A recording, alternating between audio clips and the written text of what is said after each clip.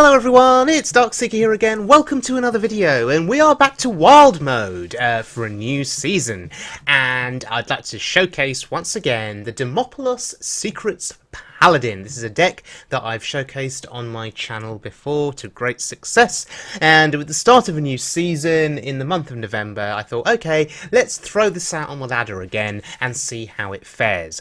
Very effective deck, but the purpose of this video, because I know you've seen this deck in action before on my channel, but the purpose of this video is to showcase this deck against different classes and different threats on the ladder. Other Secrets Paladins, Hunters, for example. And Paladins playing strange decks. This video showcases the variety of decks that you can face on Wild Mode. It's not just Secrets Paladins that you come up against. There's lots of other different classes, different types of deck that you come up against, and it is so unpredictable. But here we go. Let's have a look. We are going up against a warrior here. Yeah, a warrior on Wild Mode. It's not a Secrets Paladin, strangely, it's a warrior, which means it is more than likely Control Warrior.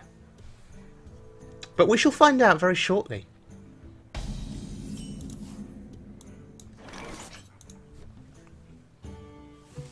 So we have the coin, and we could coin out the Creeper, but then we wouldn't have a follow-up play on the next turn. We'd only be able to cast our hero power, which, you know, it's not the worst thing in the world, but it's quite weak. So the consideration here is, I pass. I pass. And he does the same, more or less. Armouring up is, I guess, the equivalent of passing. So we could Creeper here. Alternatives are coining out Steward, which makes no sense. Or just setting up Redemption, knowing that we're going to be possibly playing a Shredder at some point, or a Creeper. But no, this is an on-curve play, and I think it's fine. I mean, the Creeper on its own looks quite weak, right? It's just a 1/2 minion. It doesn't do very much. The power of Haunted Creeper, though, is in the Death Rattle. Particularly when you have something like Steward of Darkshire in your hand. Getting the Divine Shields on the 1/1 minions, on the 1/1 little spiders, the Spectral Spiders, is a big deal. We also have Keeper of Alderman, too. So here, coining out the Shredder has merit. Okay, it may force out a weapon, which, you know, Death Spite is a thing in Wild Mode. So there we go. I'm thinking these plays through. Coin Shredder seemed like the obvious play, but I was still thinking these through because there are other options, and they're not as good, but there are other options too. So there's Elise, and therefore we know this is Control Warrior more than likely. The question is, do we want to deal with her? Do we want to? Or do we just ignore her? That's the question that needs to be asked here. Barnes is on curve, and we get a Secret Keeper. So now, there are two threats on this board that really need dealing with. There's the 1/1 Secret Keeper, and there's the Shredder. And we get the Annoytron. Thank you very much. Okay. Ravaging Ghoul there was good for him, I guess. But look, I still have the board. And as Secrets Paladin, this is so important. You need to keep the board. If you keep a mid-rangey style presence on the board that they can't deal with, you probably win the game. Redemption. For justice. That's pretty interesting here. Because I'd be happy if Haunted Creeper came back to life, and I'd actually be happy if the Annoytron came back to life. Why? Because of the Divine Shield. It's very annoying. Smart guy. He's clearing Barnes. Getting Barnes back I'm not too impressed with. Ha! And he has the Ghoul. Unbelievable. Smart plays. Really smart plays. But hey! This is Secrets Paladin, and one thing it's good at refilling that board. Yes, the Anoitron says hello, and we have the board, we have control, and we still have ammunition, we have gas left in our hand to refill that board once again. And secrets there in play. Wow, Sylvanas. Secrets in play here. Some really good value, potentially, because Noble Sacrifice is going to mean that Sylvanas is going to be blocked from attacking into the Anoitron, and that's so important here. It's seriously buying me tempo and presence on the board. If in doubt with Sylvanas, if in doubt, ignore her. That's really quite important. Just ignore her and go face. And I'm actually considering here playing muster for battle, just to make it even more awkward. But there's no need. There is absolutely no need at this point. I mean, we've seen 2 Ravager Ghouls, but Brawl is potentially an issue. I mean, if Brawl was an issue, playing muster would have been correct, because he'd probably steal a 1-1. Whereas here, he'd have a chance of stealing a 7-7. A greater chance of stealing 7-7 here, which we wouldn't want. And there it is. Hey, maybe I should have played muster then, right? Maybe I should have played muster, I don't know. What does he steal? He steals the Anoitron. Huh, how interesting. That's not too big of an issue for me. The key thing was that he didn't steal the Challenger, the 7-7 Challenger, and he didn't. So, I think I'm okay. I think I'm okay. And besides, you want to save muster, right? For Steward of Darkshire value. That combo is insane. Okay, so... Oh, Dr. Boom versus Dr. Boom. It's a showdown. It is a showdown. How interesting. So how do we do this? How do we do this? Bombs could go into bombs, boom could go into boom, and we could clear the board. And then, yeah, that's an option. There are other options here, such as using the Keeper. Let me think. And putting down his Dr. Boom to a 3-3. None may steal our secrets. Yeah, that's what I'm going to do. But the question now is, what else do I do? Do I trade the bombs into the bombs? Do I trade the bombs into his Dr. Boom? Face. Oh. Oh. Oh. Face. Okay. Fine. And we do 7 to the face. Actually, getting 7 to the face, yeah, was really important there. And he couldn't deal with it. And he's like, okay, I'm done. I throw in the towel. So, yeah, Secrets Paladin. Taking down the warrior. And now going up against a hunter.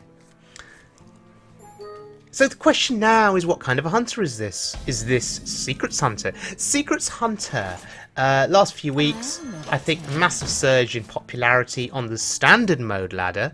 But this is the wild mode ladder. Oh, it is Secrets Hunter, sure. And we have a face-off. Secret Keeper versus Secret Keeper. And I'm actually trading there. Because I don't like I don't want a Secret Keeper on board for him. But look, he's actually playing the secrets here. He's actually buffing his Secret Keeper and my Secret Keeper at the same time. Unbelievable. Wow. So, I think here I could just play the Steward. Back to your homes. We probably... No, I was going to say we're probably playing it to snipe. But... No, that's not snipe. So, I think I just go face to trigger explosive. No, it's freezing. Okay.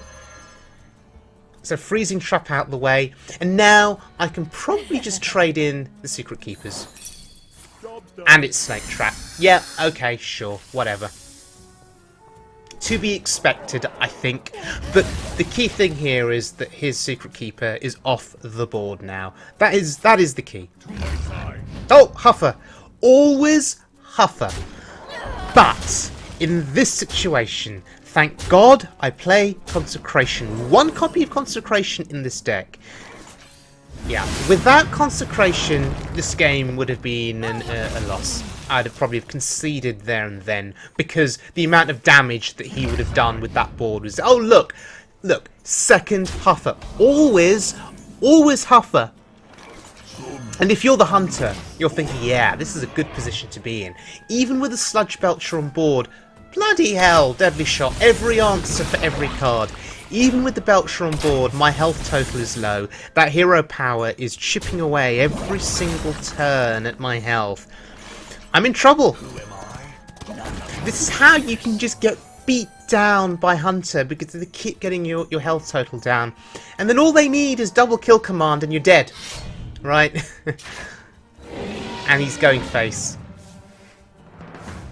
And thank God he doesn't win the joust. But he's going to go face. With the weapon first, that's smart. Trigger Noble Sacrifice. He can afford to take 2 damage to his face. And now he'll use the Huffer. The only benefit for me here is that Redemption triggers. And we get 2 bodies. We get 2 bodies on the board here that can now start trading.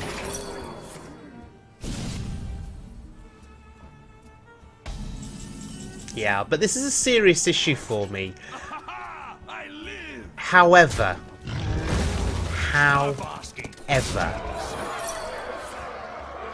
Coghammer has just won me this game. A 10-9 taunt. Don't care about that. A 10-9 taunt with Divine Shield, and he's used Deadly Shot. Good luck. Good luck getting through that, honestly. Good luck. Good luck, sir. Well, play around freezing. It's not freezing. So, fine. Whatever. What is that? Snipe? Does it even matter anymore? Oh look, it's Snipe. But there is a 10-9 minion on board. What does he do here? What does he need to get through that? Now, he couldn't get through.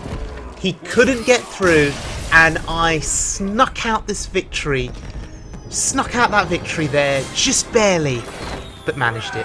Wow. Yeah, I love Coghammer so much, I'm keeping it in hand. I'm keeping it in hand. And we're going up against a Paladin here. So, what kind of a Paladin is this?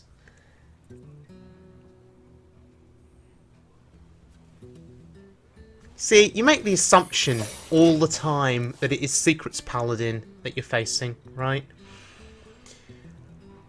But sometimes they can surprise you. Yeah, look, that's a surprise. This is Egg Paladin.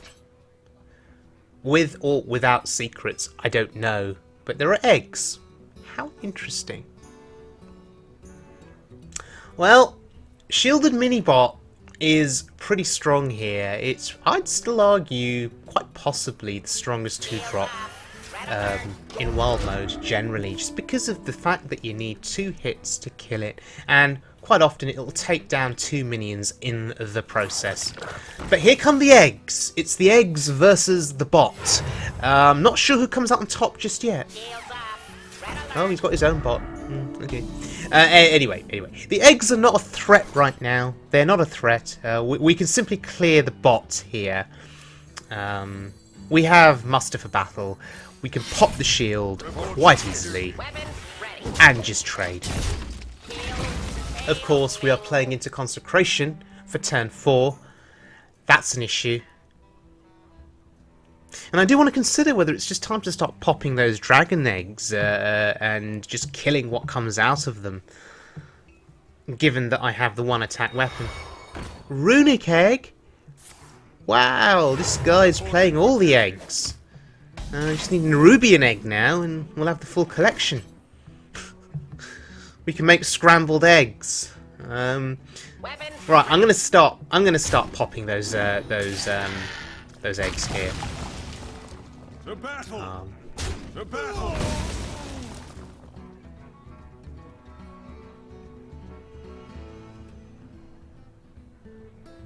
And yeah, I used a dude to kill the dragon that came out because I'm using my face on the one attack minion there, so saving 1 damage to my face there potentially by trading in a dude. And hey, it all adds up, right? This egg paladin, it's typically quite aggressive because he'll look to buff the eggs up with Defender of Argus. He'll look to use Blessing of Kings. They're quite aggressive, but I've actually got the board here. There is no consecration, and I've actually, there it is, you see, I called it, Blessing of Kings, and he's now just going to go mental. But noble sacrifice of play, but look, every time we attack into that egg, it's going to spawn a 2-1, that's quite annoying.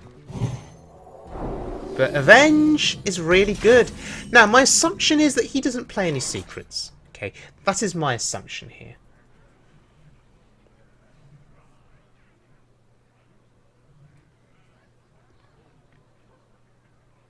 So the question now, of course, is how do we break through? What do we do here?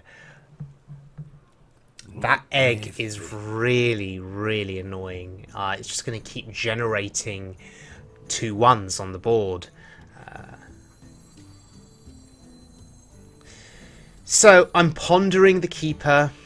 Not sure how efficient that is here.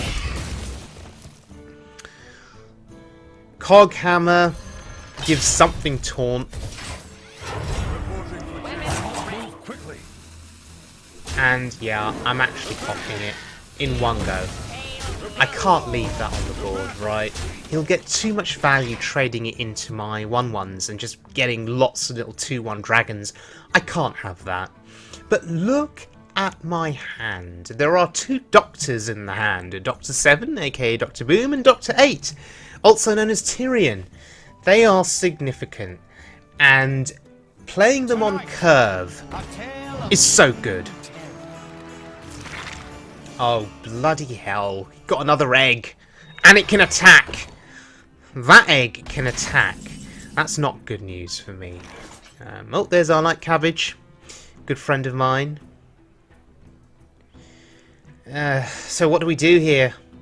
What do we do? How much of a threat is Barnes? 3-4 minion, a 3 attack, 4 health minion. Do I need to deal with him or not?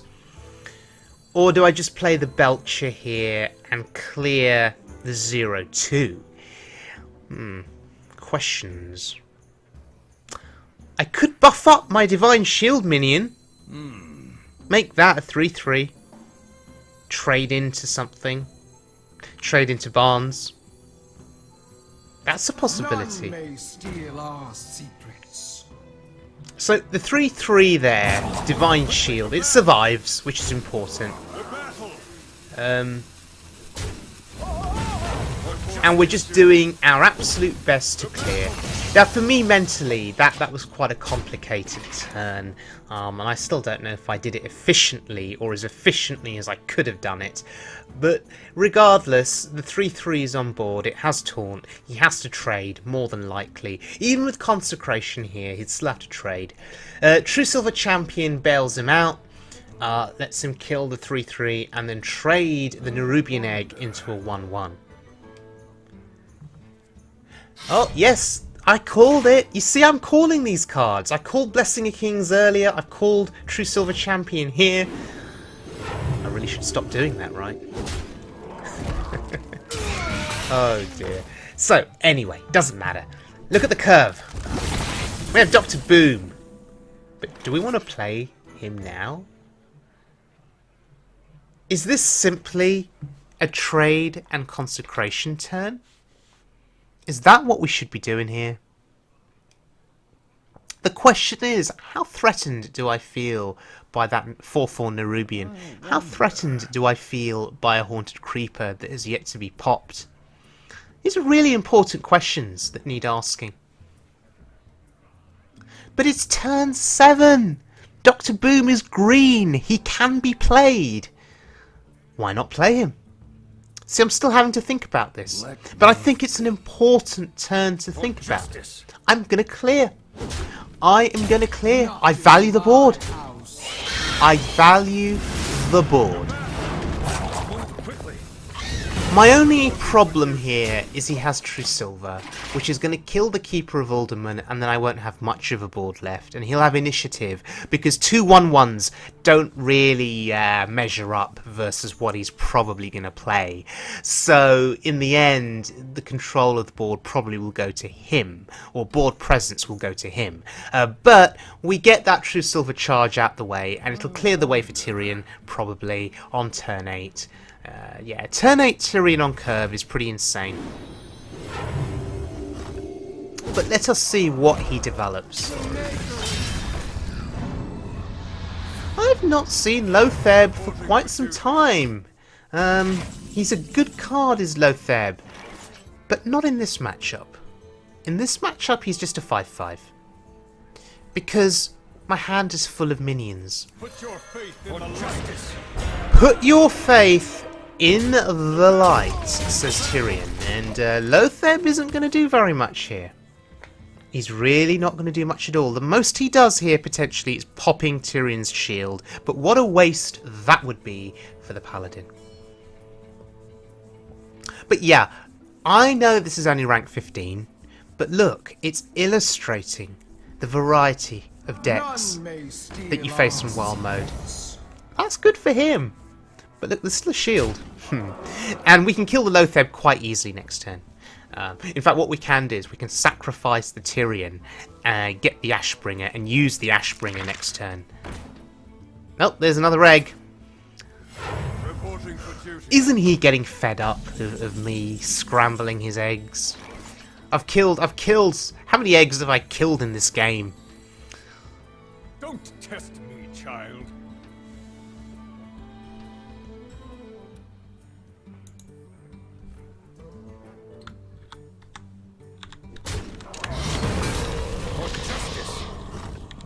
The battle! The battle! Right. Back to your homes. And we've got the Ashbringer. We've got the Ashbringer.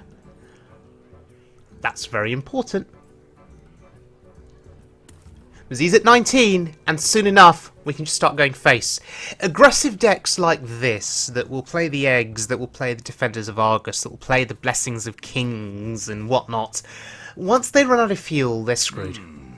They really are screwed. Unless they play some big threats to balance out their late game, they really are screwed.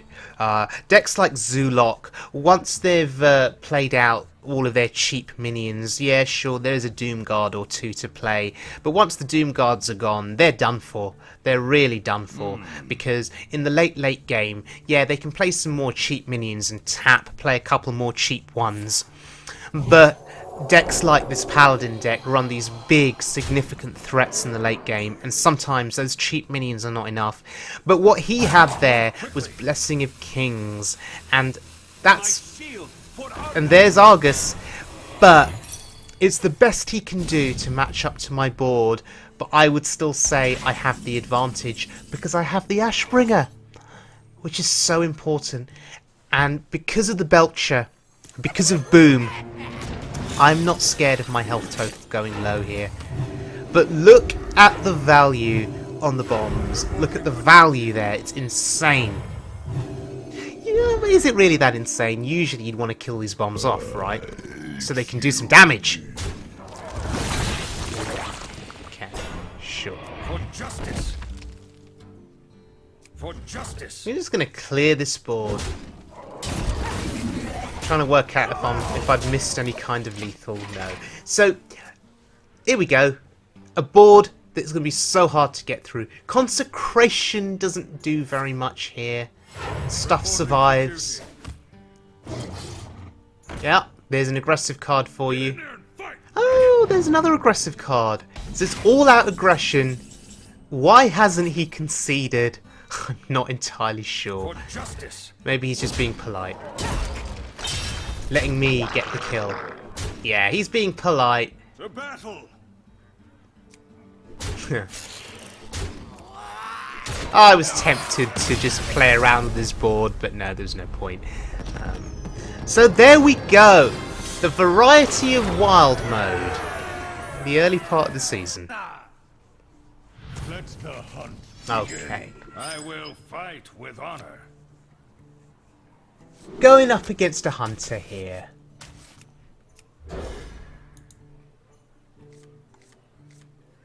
And this will be our last highlight in the video, but it is a showcase early in the season of the different kinds of decks that you're facing. And playing a deck like Secrets Paladin, it matches up so well against so many of the other deck types that you face. So, against the Hunter, Noble Sacrifice is so good, because if they play a huge Toad, if they play a King's Elec, Noble Sac just deals with them straight away. Haunted Creeper. Sure.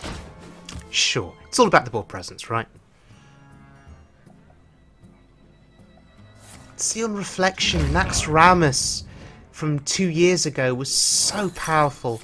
And speaking of powerful, Noble Sacrifice kills the Huffer. This is vengeance for that previous game where the Hunter got two Huffers, I think it was, in a row or something. It was ridiculous.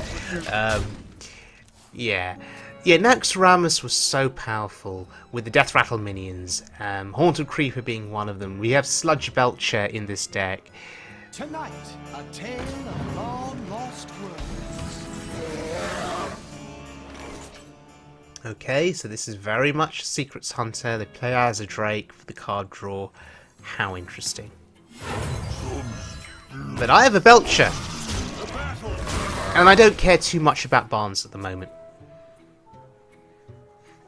Well, we have Dr. 6, Mysterious Challenger, Dr. 8, Tyrion, and Dr. 10, N'Zoth. I wonder if this is one of those games where it'll come down to a N'Zoth play. I don't get much value out of N'Zoth on wild mode in this deck, but when I play the long game against priests, against warriors, he really comes into his own. But at the start of the season, you face lots of aggressive decks, right? So I wonder, at the start of a season, when you're just trying to work through the early portion of the ladder, how useful is N'Zoth against these aggressive decks? Okay, do you see what I'm opening myself up to here? I'm opening myself up to unleash the Bloody Hounds.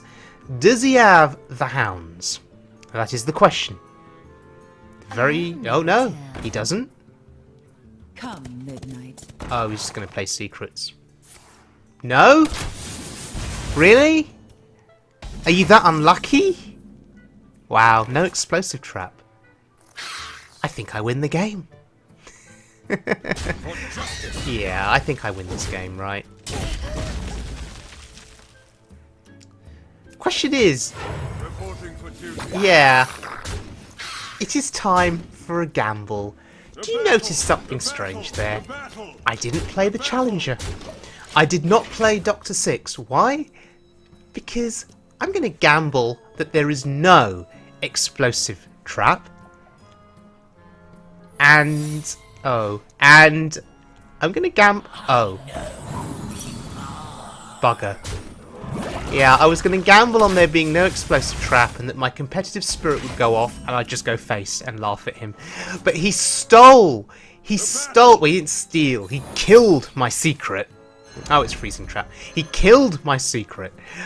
Eater of Secrets. Yes, there is recommendations that you play this because the wild mode ladder is so infested with Secrets Paladins. But look, here, it meant nothing. He removed one secret, and I've just played a Challenger that's equipped me with 3 more secrets. Good luck, Hunter. Good luck. And my health total is still semi-respectable at this point in time, so bursting me down is not an option. In fact, if you look at my board, I think I'm going to be bursting him down very shortly. If you look at my hand, oh my god, if you look at my hand, I have Tyrion. Oh, it goes face! Oh my god, wait, can he now burst me down? That is a worry. And therefore, I think... Put your faith in the light. I live. we put our faith in the light. That's what we do. Clear up some of my minions. Clear up some of my minions to avoid Unleash the Hounds. King's traveler. What? You gonna kill me? You are greeting me. Does that... okay, you can see me. I like Cabbage just got a 15-19 minion. 15 attack, 19 health. That's disgusting. Well, there we go. The Demopolis Secrets Paladin on the early days of the ladder, in the early days of that season, working out pretty well, moving through the competition, taking on a variety of decks and managing to survive, managing to outvalue them, managing to shrug off Eater of Secrets and say, play your Eater of Secrets, I'll just play more Secrets. So all in all, once again, this is a very, very strong deck, and we'll return to this deck a bit later in the season, have a look at it again in action, because no doubt there'll be some more interesting games to showcase. If you enjoyed the video, please do subscribe, everyone. I do appreciate your support, and I'll see you all again very, very soon. Do take care now.